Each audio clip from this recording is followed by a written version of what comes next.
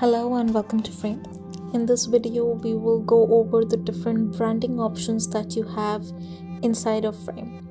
Once your branding has been activated, you can go to Frame settings and open the branding options drop down. Here you will see that you have three options. The first is the load screen logo, the second is the connect and the sidebar, and the third is the avatar logo.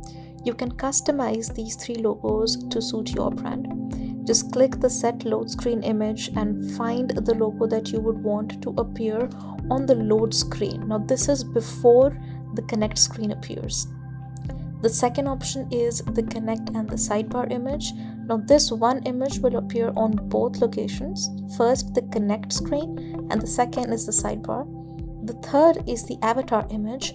This logo will appear on each and every avatar that joins your frame. Once you have all three of these images set, just refresh your frame to see the changes. While you refresh, you will be able to first see the loading screen image, then the connect screen image.